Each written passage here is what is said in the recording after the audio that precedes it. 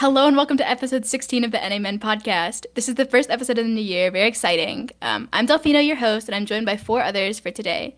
Um, as I said before, I'm Delfino, December OLI on Twitter. I make content and stuff about the LCS. Hi, I'm Sock. I'm just a LoL esports fan, and I mainly follow LCS. And I mainly just tweet a lot about LCS, and not tweeting much right now just because I'm bored. Nothing really going on, but yeah.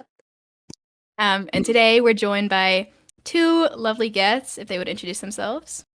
Hi, my name is Mihir. My Twitter is Mihir, and I've been a fan of the LCS for quite a while now. I just like to make funny tweets, and yeah. Hi guys, my name is Mrs. Chim, but I also go by Reagan. I'm a League of Legends streamer, and you can find me on Twitch as Miss Chim, and you can find me as Miss Chim LOL on TikTok, Instagram, and Twitter. Okay, so today we're going to be talking about social media, specifically by players, but a little bit of org involvement as well. So the opening question is, what are our opinions on players' social media presence? Like overall good, worse than before, could be better? Oh, I'll start. Oh, wait. You want to start, Scott? Well, the short answer is it could be better. You can elaborate on that if you want. Oh, yeah. So I am chronically online. I'm literally always on socials, except for when important things happen, because that's how it goes. And I am on basically every form of social media that like pro players would use, and it's like there's nothing there. There's like some players who tweet, and there's obviously like each player is different, like each player does different things, but like overall, it's kind of not good in my opinion compared to well, obviously K-pop stan, but like if you compare the amount of content, even like that the idols put out on their Instagrams and stuff, it's just like incomparable. It's really sad. It makes me really sad. I agree with that 100%. I noticed that like during Worlds and during their games and stuff, they usually tweet around their games. Like they'll either tweet like, "Oh, we're about to crush C9," or "Oh, sorry guys, we'll do better next time." But like after the game ends, it goes kind of radio silent.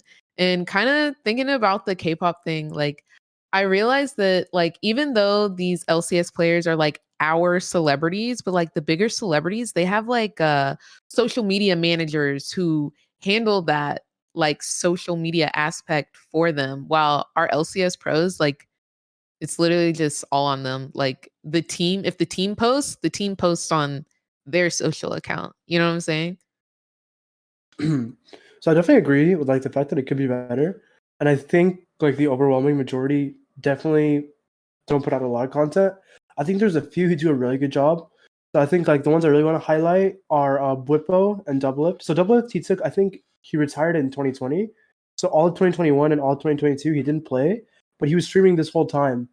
And I mean, in the 100 Thieves video, when he talked about coming back, he mentioned how, indirectly through streaming, he kind of realized that he saw the competitive drive. So I think there's a lot like upside to streaming, and realistically, it doesn't take too much. Like you mentioned, there's a lot of managers.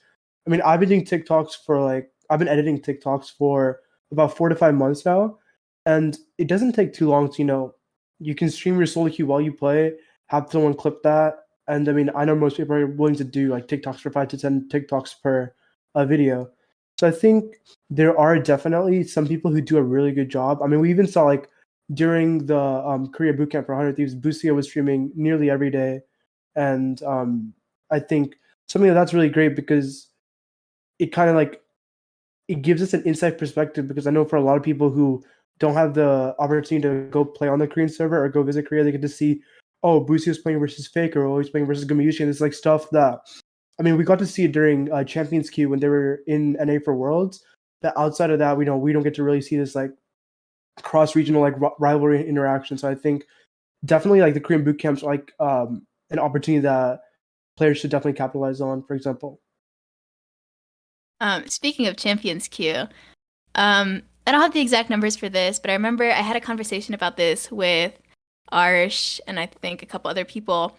The streamers who like the people who stream Champions Queue, they were doing numbers. Like I think XU's stream went from like maybe 30 concurrent viewers to like 500, and it peaked at 500, and then it went down to like 150 or something like that. So like that increase is like insane, right? And these are people just watching because he's streaming World Champions Queue.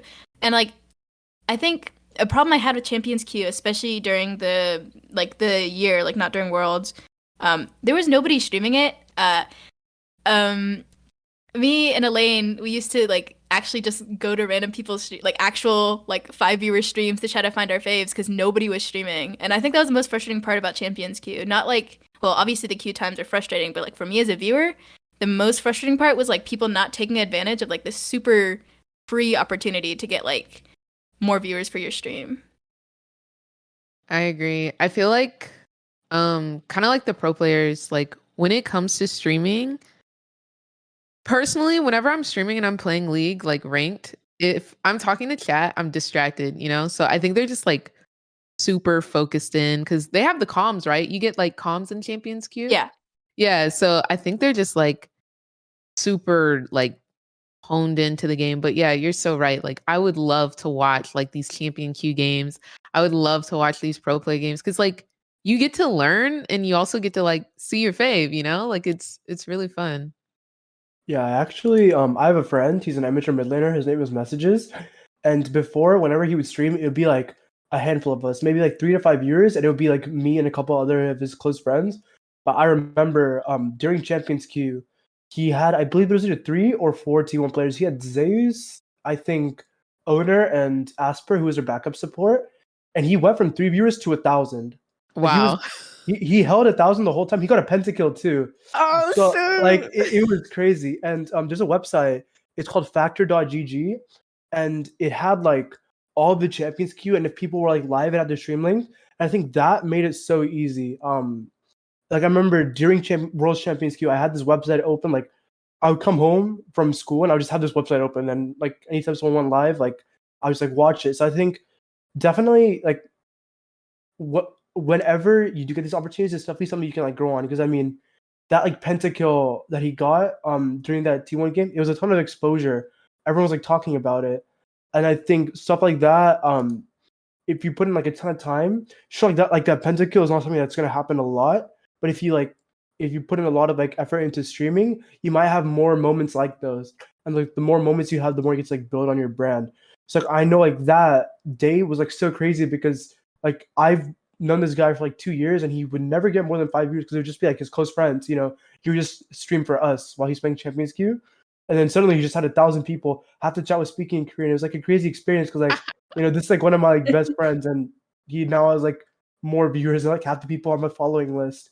So it's definitely like a crazy experience that I think a lot of people either missed out on or didn't really like get the most out of. Why do you think that these players don't think of capitalizing on it? Like, why do you think there's like that misconnect of not realizing? There's been like, sorry, go ahead. No, I was just like really briefly. I mean, I actually had some thoughts on this because sat down and thought about it, and the thing I realized is it's not so much like it's like not worth or it's a lot of work. It's like genuinely like a CBA moment where it's like, okay, let's say you as a pro player, like let's say you scrim like I don't know, I'm gonna throw out random hours like 10 a.m. to like 5 p.m. Most people don't want to like stream when they get home. Like they just want to play solo queue and get the day over with. Because I think it's generally for most people they don't see the worth in playing Champions Queue because if you are a like high end or like a really well performing LCS player, you don't see like the benefit in like streaming because you only really care about your performance. But for someone who's like trying to get their name out there, it's infinitely more worth. It's also easier because if you're playing on amateur, you have an easier scrim schedule. If you're playing on academy, it isn't. I mean, you have like I think more game days per week than LCS, but when you're like not like a high end pro, it's like more worth your time. So I think for like most people, especially on like the bigger names, it's just for them, it's not worth their time.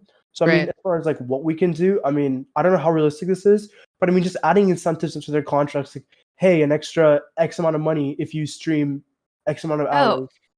I think at some point Lena said this on Devilish stream, I want to say. She said they did that and like players just didn't care. Like, Ooh. I think she mentioned, I don't know if she mentioned him specifically, but like it was kind of implied that she was talking about Spica. And like apparently they had like $15,000 if they like streamed. Like, I don't know if it was a month or a year or what, but like if they streamed like X amount of hours, like 25 hours per month, they would get like an extra 15,000 and they just did not care. Which is like, Do you I know don't know. how little 25 hours of stream time is? I know. Like, Oh that is my so little. God. That is so It's little. so, it's anyway. So I also wanted to say, it's really interesting because you see like the newer players, like no offense, like the newer big players, like maybe Blabber, like Fudge, like all these people, like the newer big players don't stream, but like the older, really, really big players stream. Like Bjergsen streams, Double Lift streams. Like these people who were really, really popular like a long time ago, like they stream pretty regularly compared to like the people who are big-ish now, which is really interesting to me because like what changed? Like because obviously back then you had to do a lot to like put food on the table because the LCS was like not profitable and like your salary was like actual chump change, right? So like you had to stream back then. So like besides like I know a lot of people want to say franchising caused like people not to want to stream, which I don't think is fully true either. But like I don't know. It's really interesting to me how like Double Lift streams consistently, has a consistent stream schedule, like hardly ever misses out, does like streamathons or like subathons or whatever, and like newer players don't like at all. I I kind of I kind of see both sides because I've heard like people who are trying to get into like the LCS scene and stuff, like it's just so much work trying to just get noticed. But I feel like that streaming aspect would help them. But then like you kind of also have to think like, why do you stream? Like it's either for money or you want to build a community and get noticed. But like if they don't see like immediate results, so if they're sitting there with one or two viewers, they're not gonna like, I don't know, I feel like they're so quick to like kind of throw that out the window and just stop streaming. So but like since Twitch is such a more intimate interaction with fans, I guess, I feel like it would really benefit these LCS players to like really hone into like streaming and whatnot. I don't know. Yeah, I don't know. I can't really speak much on like the actual fandom back then because I mean, I just started watching LCS in 2020. But like Mm. from the stuff I've seen, the art, like all this kind of like the fandom aspect kind of like died like post actually like around when I like joined the fandom. Like there was a lot of sneaky and media stuff. Like everyone was like Mm. super like sneaky as like actual like super fans, right? As a Yeah. player. And he had like super fans back then, like before like the cosplay stuff and all that. But like it feels like no player really has like super fans like that anymore. Besides my favorites. Super fan in question. It's okay. We're NAmen are super fans, so there are some, but it's a lot. It seems like a lot less. I think another point that's like also worth bringing up is it's kind of like the timing. So for example, right now it's like the off season. Well, it was the off season. Now like people are starting to like now that like teams have settled, people are starting to like play more. But I think like towards the end of the season, people don't play as much solo queue because like there's a whole like kind of like I don't know if perception is the right word, but it's like the whole end of season solo queue isn't as enjoyable, it isn't as high quality. And especially like for example, um I'll just take like LCS finals for example. If you have like LCS finals, you're probably not gonna play that much solo queue, because you only really care about scrims. So I think it's like more so like the timing. Now I do think there could be improvements made across the board, like even like during season or even in like the early season. So like I hope going into 2023 we see a lot of changes. But I think especially like I'd say when it was like I think summer finals was like mm, was it like August, September? It was It was like September, I think. yeah, it was like September-ish. So especially around that time, I think that's when we started seeing a lot less. And I think going into 2023, I just hope to see a lot of changes. But I do think that the timing of season and like how much the pros are actually playing solo queue also impacts how much they're going to stream. Because if you're not playing a lot of solo queue, you're probably not going to stream as much. And the same goes with like Champions Queue as well, because I feel like most of the people who we did see streaming a lot of Champions Queue were just straight up playing a lot of Champions Queue. Yeah, like Dokla and Yeah. every name is slipping my mind right now, but whatever. Spica. Can I talk about Spica. Spica? Yes, please talk about Spica. I want to talk about him because it was someone that like Maxi, I, and even Mihir had in mind in terms of social media presence. And I think, Delphi made like a tier list about social media The presence social media of tier Copeland list. that is on her YouTube channel. Shameless plug. Shameless plug. But I think Spica is just all around, like, he tweets on Twitter, not all the time, but enough for him to be like, people known and like followed. remembered. And I mean, he was ratioing before it was cool, let's be honest. But I think he really took advantage of streaming during the off season because no one else was streaming. So I feel like he's a really entertaining person and just a popular face in the scene because of that. He did stream Champions Queue as well, I think. Yeah, Yeah, I he remember did. this because I remember the Speak a Tactical duo, and they would always stream, and they were always like yelling or something. But it was really entertaining, and they Yeah, pulled we love that. We a love lot that. of views. They're chaotic like that. And also, like, I don't know if a lot of people remember this. It was really recent, but Spica held a in-house with like some of the pros that were still in NA. And I feel like Oh he took a yeah, really good advantage of like, it's off season, not much is going on. Like, why not host a like small for-fun tournament? Like, I don't know. It's not that complicated. Like I feel like Spica is just doing it right, and I feel like people should take notes. Not gonna lie. Also, it's gonna sound like a little odd. I never thought I'd say this, but I genuinely think one of the only orgs, or I don't know if it's necessarily the orgs doing, but I think one of the teams that had like the most streamers streaming was TSM. Because I remember back when Shenyi was on the team, Maple streamed, Shenyi Shenyi streamed, Speaker streamed, Tactical. Soul would occasionally stream, Tactical would stream. So I think like TSM streamed the most. I don't know too much about their contracts. I don't know if that was like in their contracts, but I think They had like a solo queue thing. Sorry. Yeah, they had a solo queue thing. Which Not the solo queue thing. It's but like it's like I never thought I'd see TSM was like the best at something, but like they generally like did like the best job of like having the most streamers. I don't know what it was, but I think if we can like figure out what TSM did so good that made it worth, because like, those players are still playing the same scrim box that all the other pros are playing. It's like why did they see it as worth but not others? I think specifically in TSM's case, they just had a lot of like personality. Like you have Spica Tactical, and then you have Maple, who already had like he was pulling like 5-6K viewer streams purely off of like Chinese fans or like Taiwanese fans, right?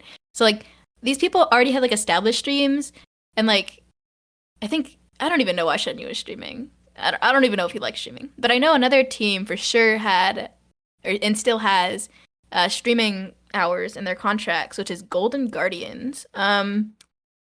Some players don't like streaming, which it's why I'm not sure about like putting it like directly in their contracts and not like a financial incentive or something.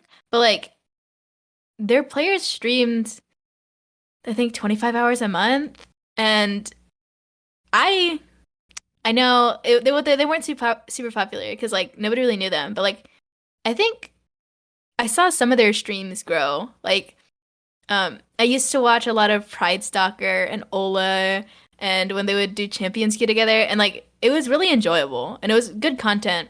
And I think I saw their streams grow from like maybe like 10 to 30 viewers over like at least Pride Stalker over the time that he was like streaming in Spring Split. Obviously he got dropped for summer. But I have never really been a fan of streaming hours in contracts. Like you have to stream this amount of hours or you'll get fined. Because I know Korean teams do that, and I know it's not great, but I wish some of what the Korean teams do is good, like the streaming schedule. I was in like Demon Hours over the summer watching like T1, Damwon, DRX, Genji streams, because I think the streaming schedule is probably the best thing for social media that like any team has ever done. 100%. That's how you grow a stream. That's like one of the biggest aspects of growing a stream is like You need to let the people know like when they can expect you, and then they know when they need to be in their chair or on their phone ready to look at you. So yeah, I think the T1 stream schedule, the DRX teams stream schedule is like one of the best ways to like get their people noticed. I feel like if NA adopted that, like it would be so much better, especially the teams that have personalities on their like LCS teams. So like honestly, if JoJo streamed, it would be over. It would be absolutely over, and you know it. Like that man is hilarious. You can tell from his tweets that he does, his trash talk. I feel like evil geniuses just period. They would be amazing streamers. They all are like kind of teehee XD funny. So I just feel like if He XD funny. yeah, like Yeah, I they feel like are. if They EG really was are. like, all right, you stream Monday, you stream Tuesday, you stream like I think it would be done. Their streams would grow infinitely, and then it would kind of turn into revenue in a sense of like they're gonna have more supporters, and those supporters are gonna like buy the jerseys. They're gonna want to watch them. They're gonna want to put their stock into them or whatever. So I feel like it's like an incentive for not only the players but also like the org to get their streamers or their players to stream, you know?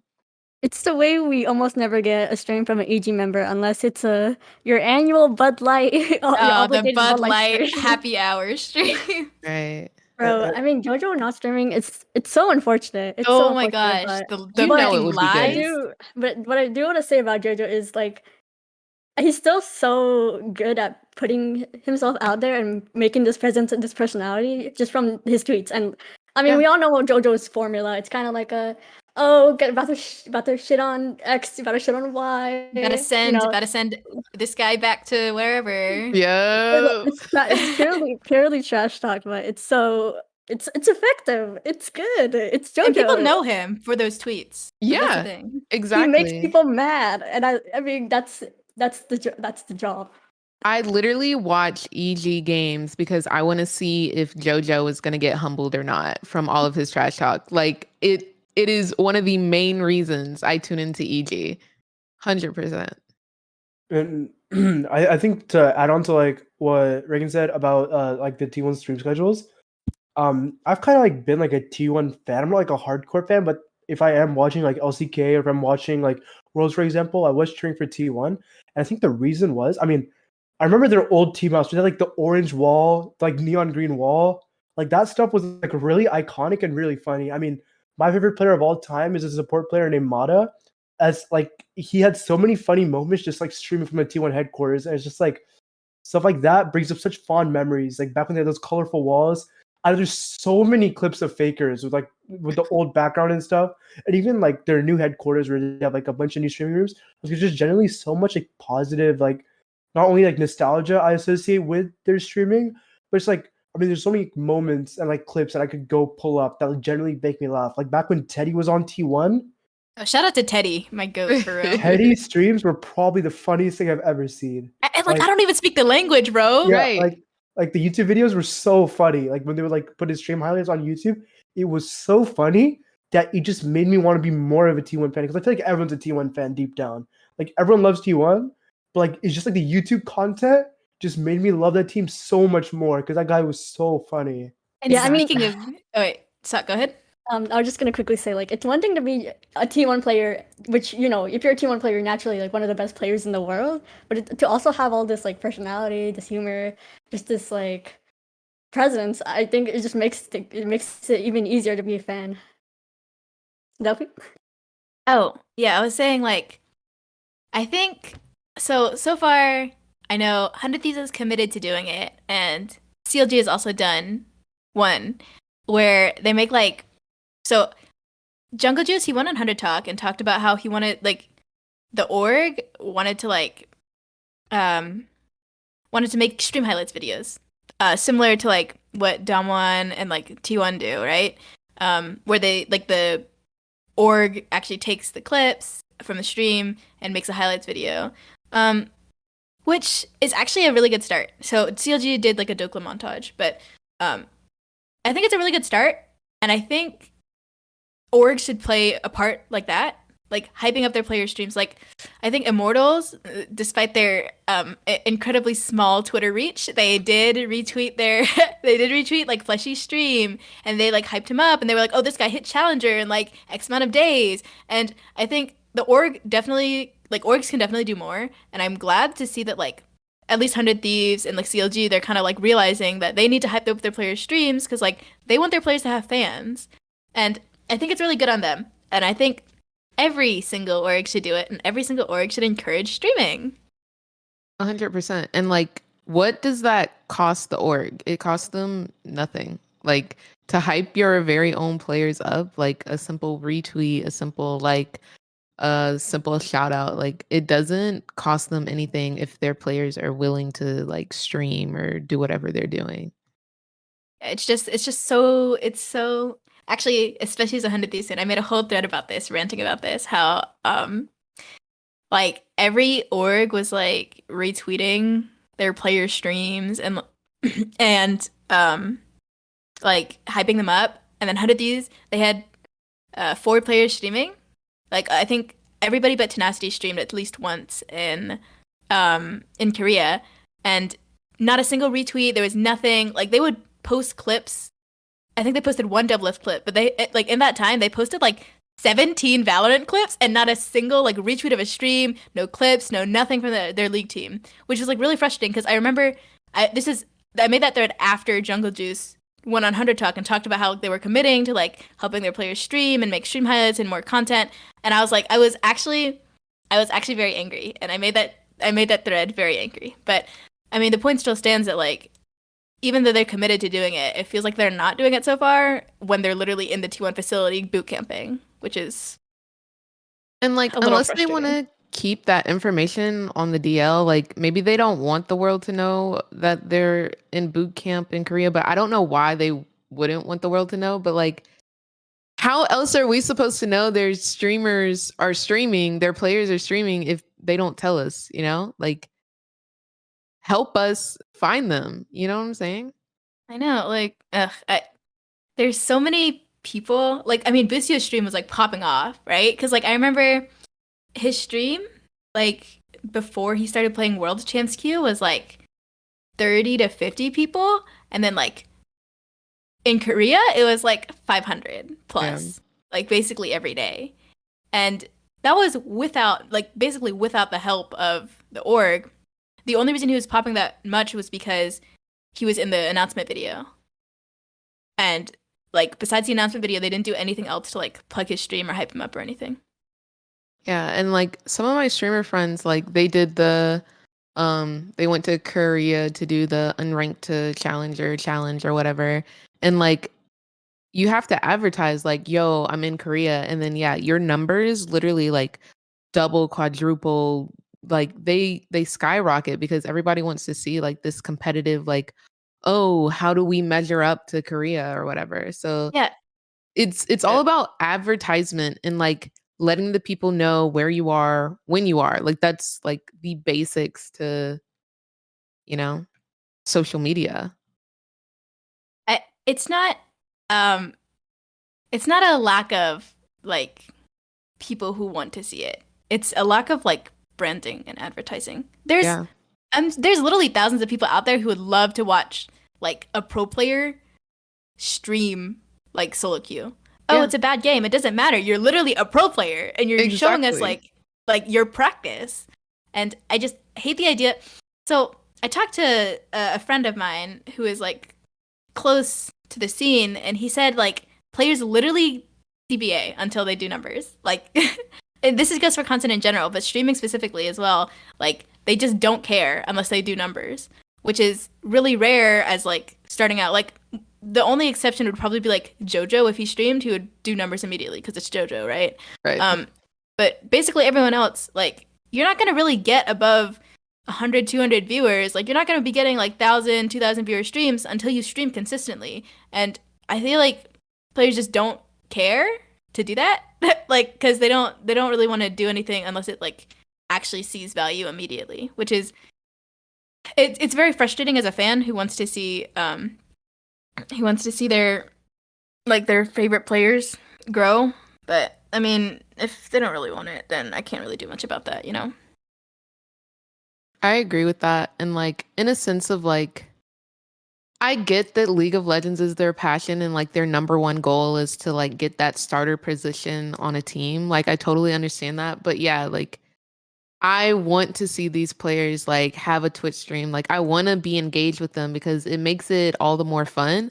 But yeah, like I can tell that some of these players are like not really focused on content because they just never have learned how to be like a content creator, I guess. Cuz if that's not their main goal, yeah, like you said, they can't be bothered to put in the time to like you don't even have to stream for a long time. Like honestly, I would settle for like an hour or two, you know? Like it wouldn't have to be like a 5 hour. You wouldn't have to put in T1 time and go 13 hours for a stream, you know? Like I would love just like a 2 hour stream from JoJo and like I could laugh at how he's just like talking mess to all of the players in the games, even though he may or may not know them. I don't know. I just feel like it could be it could be great for them if they just saw the potential in like being consistent with it.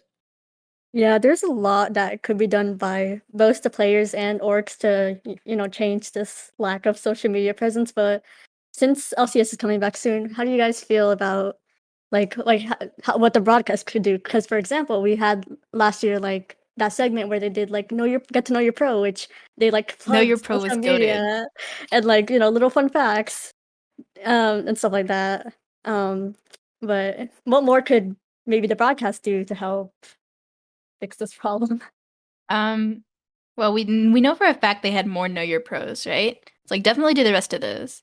But also like I think the broadcast, Emily talked about this, Emily Rand, and she said they work really hard to like create narratives. It was actually in a conversation about co-streaming, but because she was talking about how like it's hard to create narratives when people are like watching other streams, but um, they work really hard to create narratives, and I think those players can capitalize on that. Like, if say the narrative is like, I don't know, JoJo versus Vikla or something, right? Which is probably going to be a pretty big narrative. Two rookie who are like relatively new mid laners, cracked mid laners against each other. Um, both of them could capitalize on that, right? Um, and I think the broadcast does actually a really good job of like putting these players up like in a position where they can capitalize on it. And I think it's a failure of the players to not capitalize on that. Because the broadcast does a really good job. Like I don't know if you guys like watch the broadcast a lot. It like they do a really really good job of hyping up specific players, and to see those players not really take advantage of it is like it feels like the broadcast's effort are kind of going to waste almost.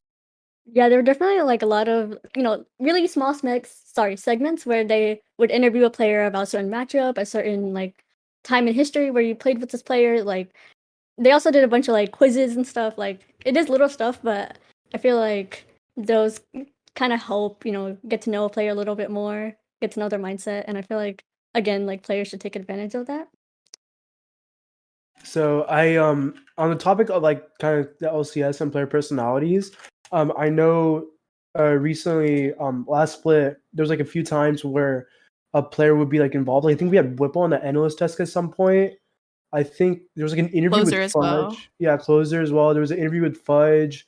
There's like these like kind of like sporadic moments where they involve a player with the like LCS broadcast that genuinely like makes it really enjoyable. I mean, there was such positive feedback about Whippo being on the analyst desk. Like I remember everyone saying like, "Wow, this was great." I think some of the comments were quite literally, "I hope I see this more often." And People were like saying that these players like once they retire they should be on desk. Like we want this, right?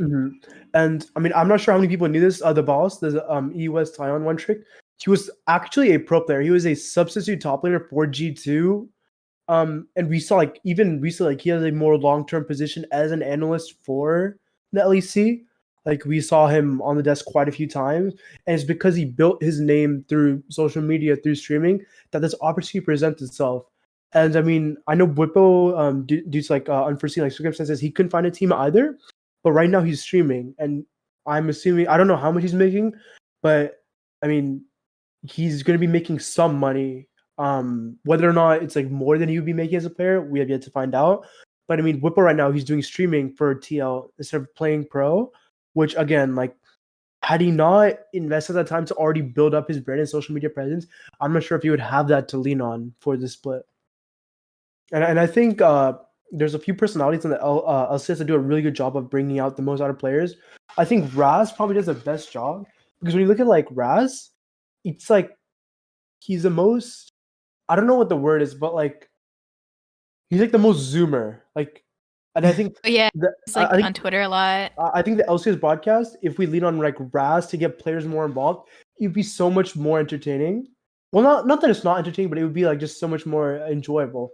I know like Raz has a really good relationship with like I don't know anyone who dislikes Raz. Like he's generally like one of like the chillest, funniest guys ever. So I think someone like that can really bring out the most in a lot of these like pro players who I know for a fact are not antisocial. Like Fudge, when Raz was like had him on broadcast, was like hilarious. There's so many pro players that are actually really funny. It's just they don't have that person who's bringing out that personality because it hasn't been asked of them yet. But I also think having the maybe not antisocial, but like more awkward pro players can also be kind of KEKW too. Like Yeah, like Danny in that one video. oh my gosh, like it makes it like aw, like come on, you know, like it's still a good wholesome moment. Maybe not too much of those because then you're just gonna be sitting there cringing the whole time. But I still think yeah, like the interviews of the pro players definitely like adds its little spice onto the broadcast for sure. I think even like I mean, I guess this is getting kind of off topic, but like also having like streamers like, you know, T1 will make an appearance on there, like just having that personality like drilling through the broadcast like at all times, like I think it's such a great way to get more fans like involved, I guess, and like excited. This part is a little unrelated, but I think the way like from like rumors and stuff, they're trying to move towards like a more rotating like maybe have like streamers and personalities on more. But obviously this is just a rumor based on recent happenings with like Dash being let go or whatever. But I think having streamers who are like who know at least like the tiniest bit about like esports and stuff, having them on like the desk because streamers really get big because they have personality, right? So having these people on the desk with pro players to help them bring out like the personality that like is not often brought out because they don't really have someone to like almost like help them or like bounce ideas off of. I think that type of broadcast and like analyst desk or maybe just like short segments of the show could be good as well.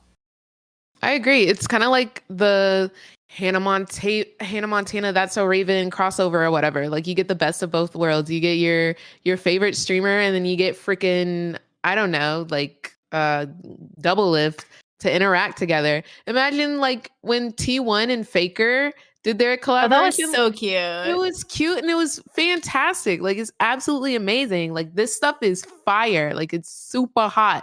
And so I don't know why we don't capitalize on it more, but maybe in this upcoming season they'll kind of like see that and, you know, capitalize on it. Cause yeah, like those type of crossovers, like they get you hyped. Like, oh my gosh, they interacted. Like, oh my gosh, the best of both worlds. It's like, oh, my favorite streamer and like the biggest pro player of all time. They're like together and it's really awkward, but it's also really cute. Exactly.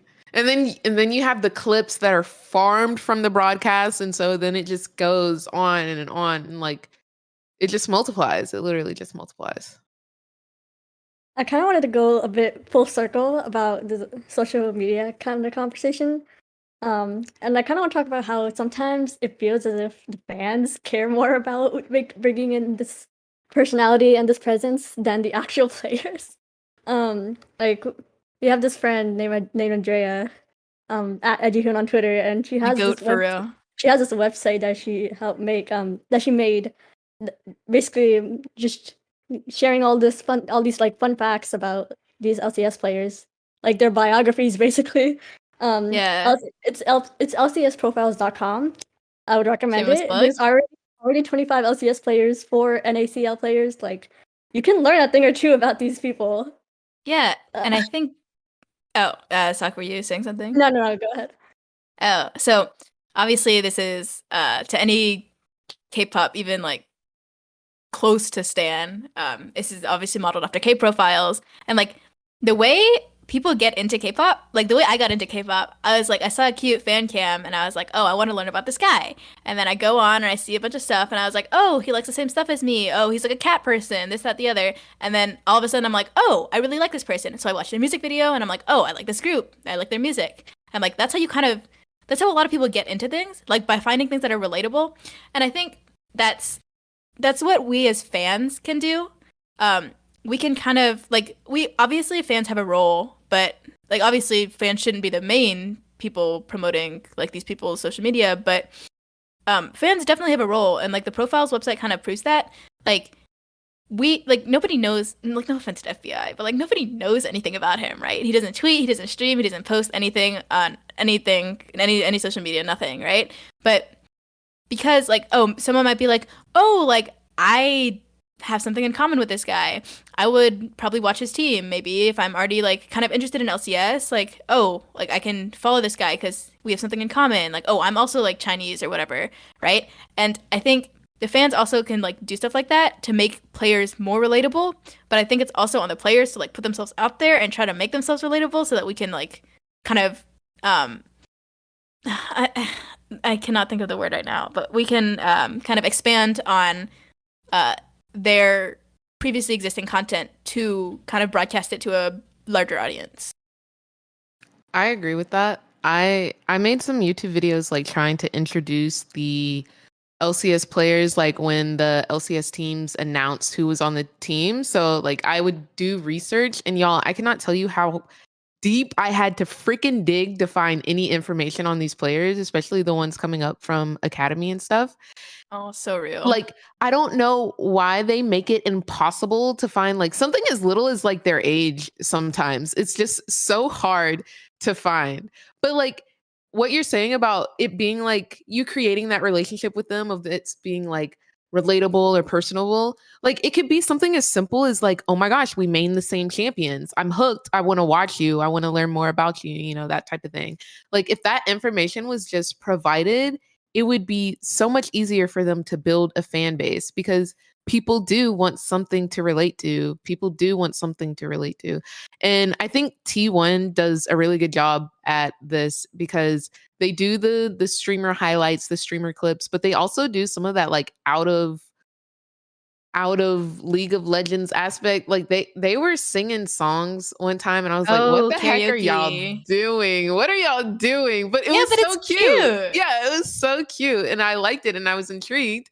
And so I was like, let me dive into more. What other type of like off League of Legends content do they have, you know? And it just made me more intrigued. So I really like that, and I wish that like I don't know, like, do they just not want to invest the time into that? But yeah, like I feel like becoming more personable and like relatable is huge for these streamers to like build a fan base, or players. I keep saying streamers, but you know what I mean. I have I've talked to people, and basically the sentiment is that nobody cares about stuff outside of League.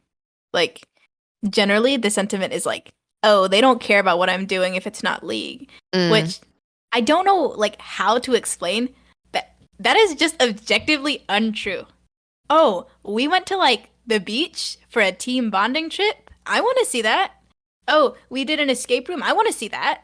Like do a little like 3-minute vlog of you guys going to McDonald's after an LCS match. I don't care. Like I just want to see content of my favorite players. And there's people I've talked to who are like actively against that type of content for whatever reason. But for the most part, people I've talked to want to see that type of stuff. And like even Busio, he posts stuff on his Instagram story. And it's like just the most mundane stuff. He's like, oh, here's a picture of like my sister's cat. And I'm like, this is the cutest thing I've ever seen, right? I just wish pro players would understand that like we care about them outside of the game. Yeah. Mhm.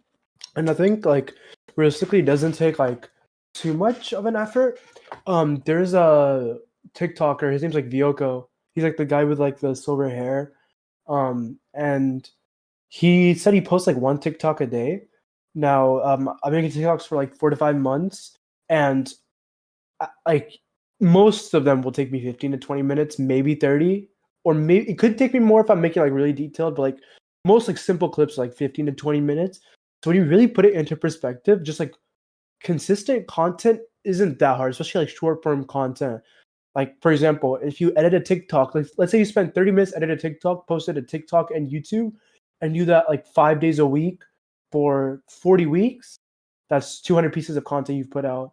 And I'm sure within that time frame, you're going to grow on other platforms as well. So, and like, for example, just tweeting every once in a while. I know Tenacity has really stepped up his Twitter game. He has some really funny friends who really coach him on how to be funny on So Twitter. really funny friends, right? I wonder who they are. He has some really funny friends who really like help him up his Twitter game. But, like I see him making funny tweets. I see him posting his face more. So it's like he's like stepped it up. And I mean, I'm looking at his Twitter right now. It's kind of like spaced out. You know, he posted a clip on December 21. He posted like a funny tweet on December 27th. He has a lot of pictures from Korea, like when the team went out for an outing. You know, he has like a lot of like funny tweets here and there. It's just not that hard. Most tweets like will take you 30 seconds to type out. You can do something really quick and witty that's like really funny. You know, so I think the amount of effort, it's people really like overestimate. Like, sure, if you don't want to stream a lot, like I think someone mentioned like 25 hours per month. That's like roughly like like 6 hours a week. 6 hours, 15 minutes per week. If you don't want to do that, that's whatever. Just stream like a couple hours and have someone make like clips for the week. But I think people really like overestimate how much it really takes. Like it's not that expensive and it isn't that hard. And I think Golden Guardians, they recently put out a video, and I love that video. The creator video. The Animal Cafe. Yeah, it was like a great video. Like it was so cute. Now, whether or not they're going to perform at LCS, look, no comment at this time. No comment at this time. Whether or not they're going to perform.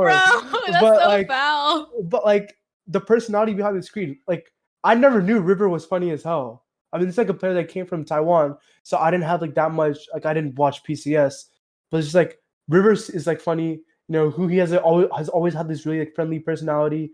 Stix is one of my favorite players of all time. You know, Licorice is a pretty funny guy. So it's like Golden Guardians, I think, is doing a really good job.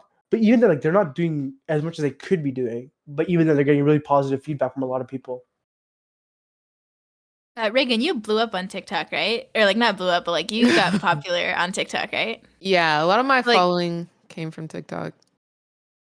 How often did you post? So when I started off, I was doing one a day. And then I realized, I can up this up to 3 times a day. And like you said, it takes no time. It takes like, if I'm editing 3 stream highlights, it literally takes me 30 minutes and then 45 minutes overall to get it posted. But like, the thing is, I'm signed to an organization. It is as simple as like getting the clip and being like, hey, can y'all edit this for me? And then you just post it. Like, you can sometimes send stuff. You have resources within your organization to like get stuff done. They just have to know how to use them. So if they literally stream and then they find 1 clip, 2 clip, 3 clips from the stream and send it to an editor within their org, it's as simple as that. Like it's not that much time.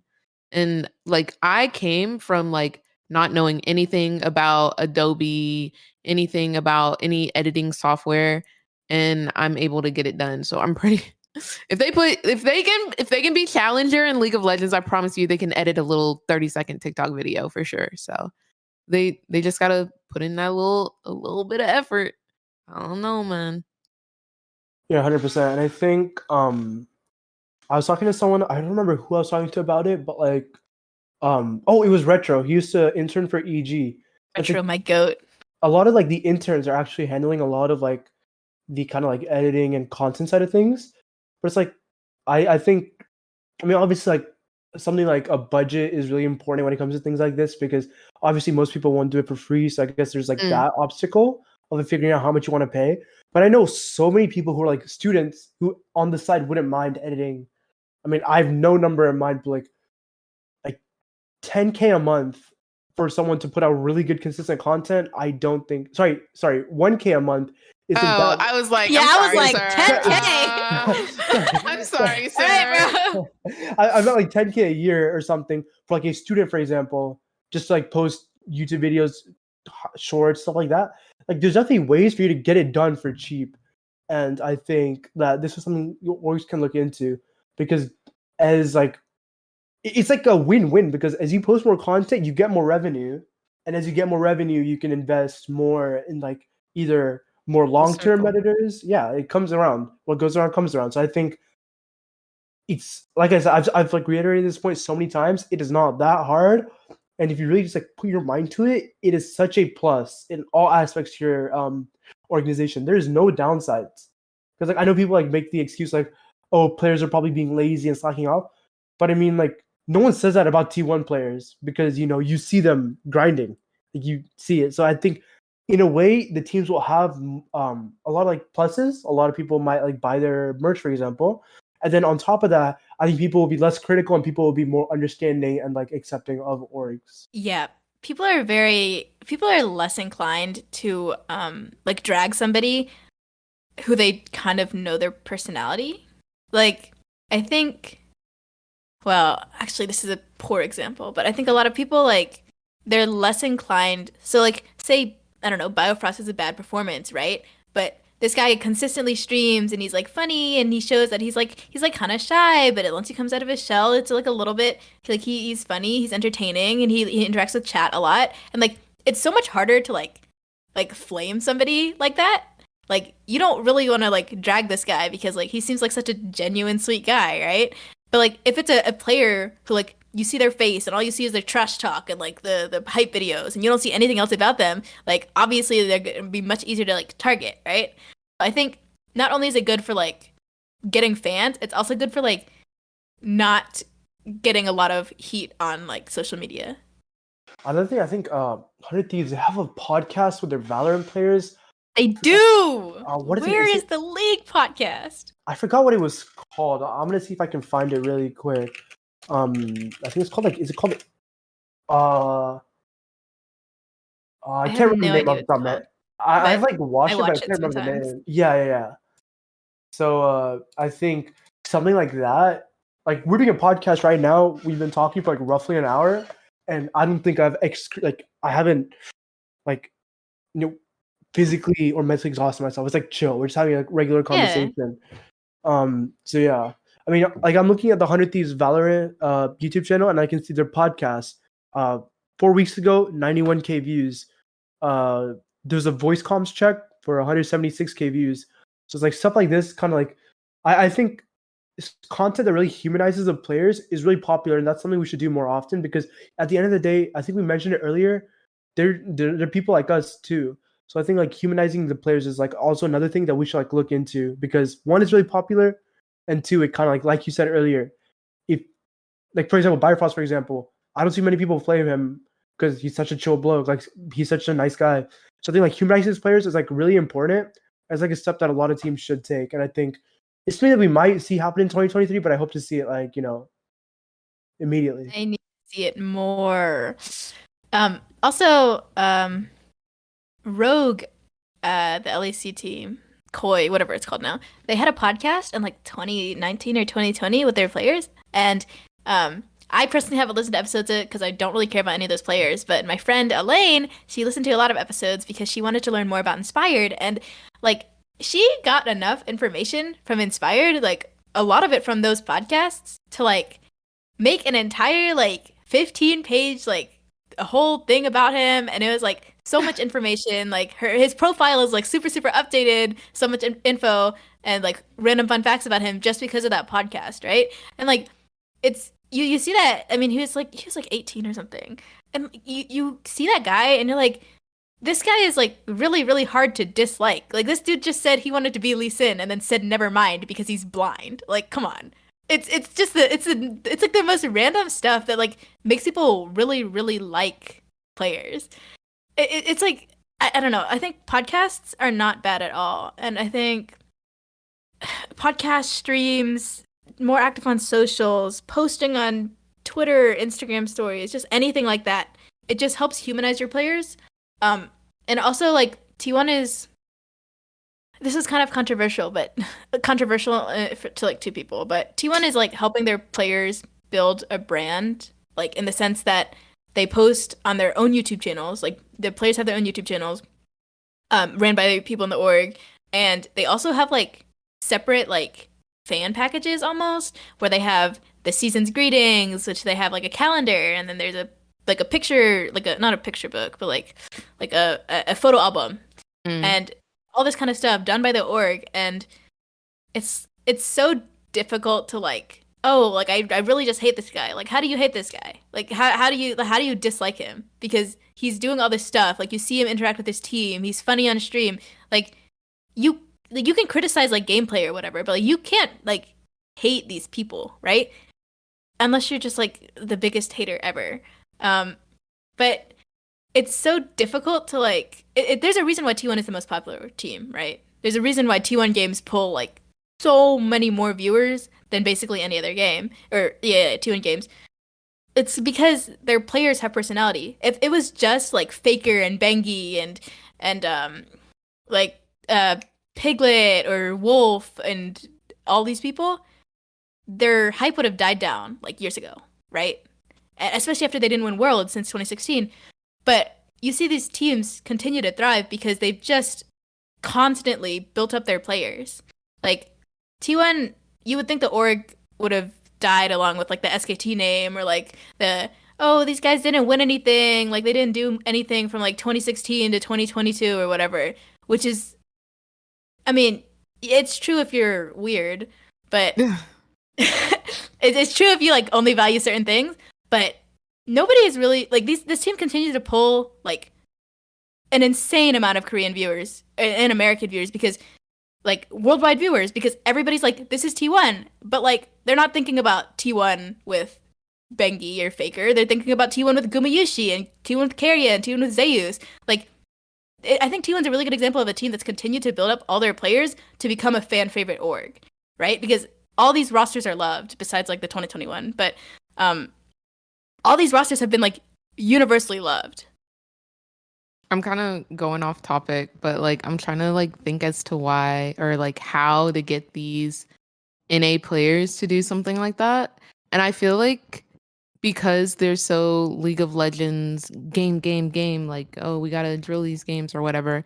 Since they've never really focused on content, I just hope that one day these organizations will like take 5 seconds to just like sit down with the players for like 10 minutes and just be like, yeah, like just literally post anything. If you want to go on Instagram and just snap a picture of your sister's cat or whatever, do that. Like, I just feel like they don't know how to reach their that's players or totally real. their fans. I wish they would do like Twitter takeovers. That'd be cute. Like, Yeah, oh, like Tenacity takes the 100 Thieves Twitter for a day. That'd be cute, and that'd be fun. And I think that's really, really easy to do because this man tweets online constantly anyway. Exactly. Just like me. Okay, I think that's I think that's about an hour, which is length of our podcast. So I think we're gonna wrap it up with some shout outs. I guess I'll go first. We'll go in the same order as the intro. I want to shout out Wavy with their brand new album Phantom. You guys should all go stream it.